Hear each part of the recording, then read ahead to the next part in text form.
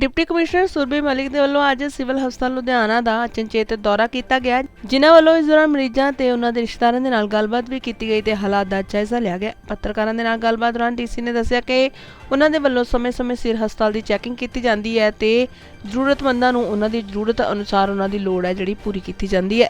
Medicine ਸੰਬੰਧੀ ਕੁਝ ਸਮੱਸਿਆਵਾਂ ਉਹਨਾਂ ਨੇ ਦੱਸਿਆ ਕਿ ਸਾਹਮਣੇ ਆਈਆਂ ਸਨ, ਜਿਨ੍ਹਾਂ ਦੇ ਹੱਲ ਦੇ ਲਈ ਨਿਰਦੇਸ਼ ਜਾਰੀ ਕਰ ਦਿੱਤੇ ਗਏ ਨੇ। ਅਜੀਤ ਪੰਜਾਬੀ ਦੀ ਆਥੈਂਟਿਕ ਖਬਰਾਂ ਦੇ ਲਈ ਸਬਸਕ੍ਰਾਈਬ ਕਰੋ ਅਜੀਤ ਵੈਬ ਟੀਵੀ ਅਤੇ ਤਾਜ਼ੀ ਖਬਰਾਂ ਦੀ ਨੋਟੀਫਿਕੇਸ਼ਨ ਪਾਉਣ ਦੇ ਲਈ ਬੈਲ ਆਈਕਨ ਤੇ ਕਲਿੱਕ ਕਰੋ। ਇਟਸ ਅ ਰੂਟੀਨ ਰਿਵਿਊ ਜੀ, ਰੂਟੀਨ ਰਿਵਿਊ ਲੈਣ ਵਾਸਤੇ ਤੇ ਰੂਟੀਨ ਚੈਕਿੰਗਸ ਕਰਨ ਵਾਸਤੇ ਅਸੀਂ ਆਉਂਦੇ ਰਹਿੰਦੇ ਹੈਗੇ ਆ ਤੇ ਉਹ ਵੀ ਰੂਟੀਨ ਹੀ ਹੈਗੀ ਹੈ।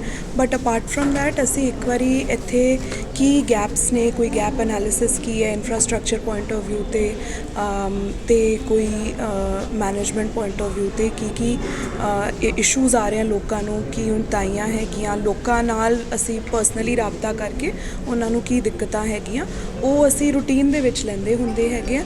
ਸਮਟਾਈਮਸ ਅਸੀਂ ਰਾਤ ਨੂੰ ਆਉਂਦੇ ਹਾਂ, ਤੁਹਾਨੂੰ ਪਤਾ ਨਹੀਂ ਲੱਗਦਾ, ਸਮਟਾਈਮਸ ਅਸੀਂ ਦਿਨ ਆ ਜਾਂਦੇ ਹਾਂ, ਤੁਹਾਨੂੰ ਪਤਾ ਲੱਗ ਜਾਂਦਾ। ਬਟ ਨਹੀਂ, ਮੈਂ ਅੱਜ ਕਹਾਂਗੀ ਕਿ it is a mixed bag. आज ਅਸੀਂ काफ़ी पेशेंट्स नाल मैं मिली हैगी पर्सनली, काफ़ी लोग खुश भी हैं, अटेंड भी हो रहे हैं। स्पेशली जो MCH में काफ़ी रश रहता है हमारा, लेबर, प्रीनेटल, पीडियाट्रिक एटसेट्रा, तो कुछ साढ़े कोल बहुत हैवी रश OPDs होंदियां ने, जिमें कि मैडिसन OPD जिहड़ी हैगी अज आई दे विच काफ़ी रश सीगा।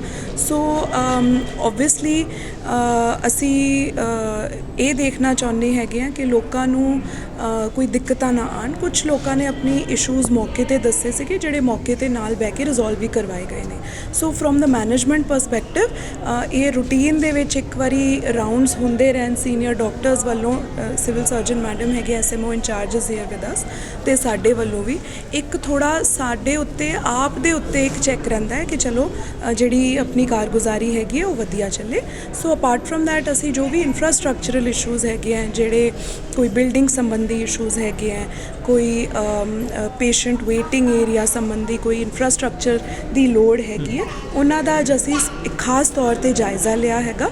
ते किते किते किहड़े डॉक्टर्स दी पोस्टां हाले भी खाली हैगियां, उन्हां दे वधन कारण ते कोई मशीनां, कोई डायग्नोस्टिक्स दे वधन कारण लोकां नूं होर वधिया सहूलत मिल सकदी है एडवांस्ड, ਉਹ ਅਸੀਂ ਉਹਦਾ ਇੱਕ ਜਾਇਜ਼ਾ ਅੱਜ ਲਿਆ ਹੈਗਾ। ਜਿਵੇਂ ਕਿ ਪੰਜਾਬ ਸਰਕਾਰ ਦਾ ਵਾਅਦਾ ਹੈ कि हैल्थ पक्कों ना केवल प्राइमरी हैल्थ फैसिलिटीज़, जिवें आम आदमी क्लिनिक्स दे विच प्राइमरी हैल्थ फैसिलिटीज़ दे विच बहुत वाधा किया गया है, तो इस तरह जिहड़ा सिविल हॉस्पिटल्स ने इत्थे सैकेंडरी और टर्शरी हैल्थ का जिहड़ा एडवांस्ड हैल्थ डायग्नोस्टिक्स होंदे वो इत्थे स्पैशलिस्ट राही करवाया जाता है। सो उहदा भी हुण सरकार एक 360 डिग्री रिव्यू लैन वास्ते असी इत्थे आए हैं। मैम लोगों का कहना है कि डॉक्टर टाइम ना नहीं आ रहे, डॉक्टर नहीं, आई थिंक आप मेरे साथ चले हैं, मेजॉरिटी लोगों ने इस तरह नहीं किया है actually. You have to understand when there are 500 people in a civil hospital, तो ਉਹਦੇ ਵਿੱਚੋਂ ਮੈਨੂੰ 4 ਲੋਕਾਂ ਨੇ ਕੋਈ ਆਪਣੀ ਛੋਟੀਆਂ ਦਿੱਕਤਾਂ ਦੱਸੀਆਂ ਜਿਹੜੀਆਂ ਅਸੀਂ ਮੌਕੇ ਤੇ ਰਿਜ਼ੋਲਵ ਕਰਵਾਈਆਂ। So I just want to say that short staffed definitely civil hospital ਜਦੋਂ ਰਹਿੰਦਾ ਵੀ ਹੈਗਾ, ਸੋ ਡਾਕਟਰਸ ਦੀ ਡਿਊਟੀਜ਼ ਜਿਹੜੀ ਹੈਗੀਆਂ ਉਹ ਬਾਹਰੋਂ ਰੋਟੇਸ਼ਨ ਦੇ ਵਿੱਚ ਲਗਾ ਕੇ ਉਸ ਦੀ ਇਮੀਡੀਏਟਲੀ ਜਿਹੜਾ ਹੱਲ ਅਸੀਂ ਕਰਵਾ ਸਕਦੇ ਹਾਂ ਮੈਨੇਜਮੈਂਟ ਪੱਖੋਂ ਕਰਵਾਇਆ ਜਾਂਦਾ ਹੈ। ਅਫਕੋਰਸ मैनेजमेंट ਜਿਹੜਾ ਹੈਗਾ ਇਹ ਹਰ ਇੱਕ ऑलवेज इम्प्रूविंग काइंड ऑफ वो होता है। So we have just talk to the incharge today कि आप कुछ ना NGOs नाल हुण गल करके एक we will examine if we can have a volunteer system. For example एक पेशेंट ने कहा कि वो मैडिसन के डॉक्टर नूं नहीं मिल पाया, उन्होंने ये नहीं पता लग्या कि मैडिसन की 2 OPDs हैगियां, वो एक OPD जिथे डॉक्टर साहब आप बीमार ने, छुट्टी ते ने, देखो डॉक्टर्स भी ह्यूमन होंदे ने, they can get sick right, एक बहुत फ्लू चल रही हैगी है, सो उन्होंने ये पता नहीं लग्या कि दूजी OPD चालू सीगी। So for that we will think of some better signage kind of system, तो कुछ शायद वॉलंटियर्स आप लगा के थोड़ी लोगों की मदद कर सकीए। सो आई एम वेरी हैप्पी कि अज असीं इत्थे आए हैं, लोगों की दिक्कतां भी सॉल्व कीतियां ने, ते जो इंफ्रास्ट्रक्चरल गैप्स ने उन्हां दा असीं जायज़ा मेडिसिन लेके काफ़ी ज़्यादा होता। सो देखो एक one issue has come regarding medicine out of everybody that I have talked to again, ਸੋ ਆਪਾਂ ਮੈਂ ਉਹੀ ਦੱਸਣਾ ਚਾਹੁੰਦੀ ਹਾਂ ਦੈਟ ਸਮਾਲ ਸੈਂਪਲਸ ਨੂੰ ਆਪਾਂ ਇੱਕ ਲਾਰਜਰ ਉਹ ਨਾ ਦਈਏ। ਰਾਦਰ ਮੈਂ ਕਵਾਂਗੀ ਦੈਟ ਮੈਨੂੰ ਹੁਣ 10 ਸਾਲ ਸਰਵਿਸ ਤੇ ਹੋ ਗਏ, ਮੈਂ ਘੁੰਮਦੀ ਰਹੀ ਹਾਂ sub divisional hospitals and civil hospitals ਦੇ ਵਿੱਚ। ਪਿਛਲੇ ਕੁਝ ਮਹੀਨਿਆਂ ਦੇ ਵਿੱਚ ਮੈਡੀਸਨ ਦੀ availability has improved 100 almost double better ਮੈਂ ਕਹਿੰਦੀ ਹਾਂ ਹੋ ਗਏ ਨੇ। ਜਿੰਨੀ ਕੰਪਲੇਂਟਾਂ ਪਹਿਲਾਂ ਆਉਂਦੀਆਂ ਸੀਗੀਆਂ ਕਿ ਦਵਾਈਆਂ ਨਹੀਂ ਆ ਰਹੀਆਂ, ਉਹ ਬਹੁਤ ਘੱਟ ਹੋਈਆਂ ਨੇ। So of course we are looking at certain other kind of medicines. ਕਈ ਵਾਰ ਫਾਰਮਾਸਿਸਟ ਨਾਲ ਕੋਈ ਇਸ਼ੂਜ਼ ਹੋ ਜਾਂਦੇ ਹੈਗੇ, ਉਹ ਅਸੀਂ ਰਿਜ਼ੋਲਵ ਕਰਵਾਉਂਦੇ ਹੈਗੇ, but medicine availability is much better than before I wood say.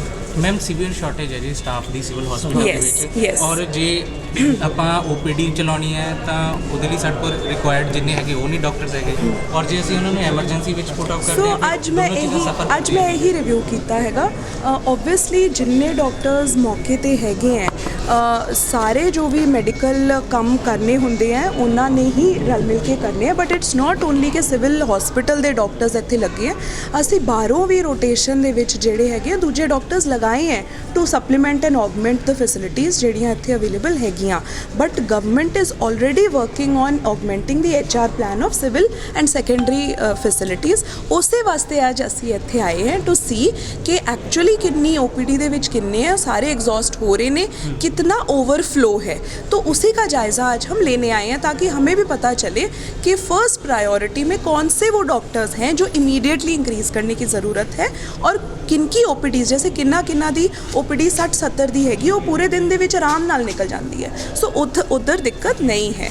Medicine ਦੇ ਵਿੱਚ ਡੈਫੀਨਿਟਲੀ ਹੈਗੀ ਹੈ, ਆਪਾਂ ਬਾਹਰੋਂ ਡਾਕਟਰਸ ਲਗਾਏ ਆ, but government is now planning to recruit more specialists for the larger civil hospital. ਠੀਕ ਮੈਮ, ਤੁਸੀਂ ਆਮ ਆਦਮੀ ਪਾਰਟੀ ਦੀ ਗੱਲ ਕੀਤੀ ਕਲੀਨਿਕਸ ਦੀ, ਮੈਨੂੰ ਨਹੀਂ ਲੱਗਦਾ ਕਿ ਸਾਨੂੰ ਜਿਹੜਾ ਸਿਵਲ ਹਸਪੀਟਲ ਨੂੰ ਪਹਿਲਾਂ ਸਟਰੈਂਥਨ ਕਰਨਾ ਚਾਹੀਦਾ ਸੋ ਦੈਟ ਕਿ ਜੋ ਉੱਥੋਂ ਰੈਫਰ ਹੋ ਕੇ ਆਉਣ ਆਪਾਂ ਨੂੰ। ਇਹ ਐਬਸੋਲੂਟਲੀ ਦੋ ਵੱਖਰੀਆਂ ਚੀਜ਼ਾਂ ਨੇ and we have to understand this. Primary health, secondary health, tertiary health, ਕੋਈ yes they are interconnected with each other, but ਆਪਾਂ ਇਹਦੇ ਵਿੱਚ ਪ੍ਰਾਇੋਰਿਟੀ ਬਿਲਕੁਲ ਨਹੀਂ ਸੈੱਟ ਕਰ ਸਕਦੇ because this looks at a different stage of the patient. whereas primary health ਜੋ ਕਿ ਆਮ ਆਦਮੀ ਕਲੀਨਿਕ ਹੈ that looks at a different stage। Punjab ਦੇ ਵਿੱਚ ਕੋਵਿਡ ਨੇ ਸਾਨੂੰ ਜੋ ਇੱਕ ਚੀਜ਼ ਸਿਖਾਈ ਹੈ ਉਹ ਇਹ ਸਿਖਾਈ ਹੈ ਕਿ ਪ੍ਰਾਇਮਰੀ ਹੈਲਥ ਦੇ ਵਿੱਚ ਸਾਡਾ ਫੋਕਸ ਜਿਹੜਾ ਘੱਟ ਸੀਗਾ ਉਹਨੂੰ ਵਧਾਉਣ ਦੀ ਲੋੜ ਹੈ। ਸੋ ਲੋਕ ਜੇ ਉਹਨਾਂ ਦੀ ਮੁੱਢਲੀਆਂ ਹੈਲਥ ਇਸ਼ੂਜ਼ ਜਿਹੜੇ ਹੈਗੇ ਆ ਉਹ ਇਮੀਡੀਏਟਲੀ ਨੁੱਕੜ ਦੇ ਵਿੱਚ ਮੁਹੱਲੇ ਦੇ ਵਿੱਚ ਸੋਲਵ ਹੁੰਦੇ ਆ, then chances of them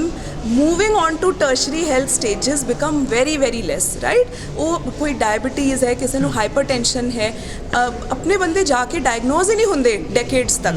Covid ਦੇ ਵਿੱਚ ਕੋਮੋਰਬਿਡਿਟੀਜ਼ ਇਹੀ ਨਿਕਲ ਕੇ ਆਈਆਂ ਸੀਗੀਆਂ। ਸੋ ਮੈਂ ਸਮਝਦੀ ਹਾਂ ਕਿ ਪ੍ਰਾਇਮਰੀ ਹੈਲਥ ਨੂੰ ਸਭ ਤੋਂ ਪਹਿਲਾਂ ਆਗਮੈਂਟ ਕਰਨਾ ਬਹੁਤ ਜ਼ਰੂਰੀ ਹੈ ਬਿਕੋਜ਼ ਉਹਦੇ ਨਾਲ ਹੀ ਪ੍ਰਾਇਮਰੀ ਹੈਲਥ ਦਾ ਰਸ਼ ਸੈਕੰਡਰੀ ਹੈਲਥ ਔਰ ਟਰਸ਼ਰੀ ਹੈਲਥ ਦੇ ਵਿੱਚ ਘਟਦਾ ਹੈਗਾ। First of all secondary health facilities actually secondary ਔਰ ਟਰਸ਼ਰੀ ਹੈਲਥ ਦੇ ਇਸ਼ੂਜ਼ ਦੇ ਵਿੱਚ ਕਨਸੈਂਟਰੇਟ ਕਰ ਸਕਦੀਆਂ ਨੇ ਐਂਡ ਇਹ ਅਸੀਂ ਨਹੀਂ ਕਹਿ ਸਕਦੇ ਇਹ ਪਹਿਲਾਂ ਕਰਨਾ ਚਾਹੀਦਾ ਉਹ ਬਾਅਦ 'ਚ ਕਰਨਾ ਚਾਹੀਦਾ। This is all simultaneous process and government ਵਚਨਬੱਧ ਹੈਗੀ ਹੈ ਮਾਈਲ ਟੂ ਮਾਈਲ ਕਨੈਕਟੀਵਿਟੀ ਦੇ ਵਿੱਚ ਹੈਲਥ ਫੈਸਿਲਿਟੀ ਆਗਮੈਂਟ ਕਰਨ।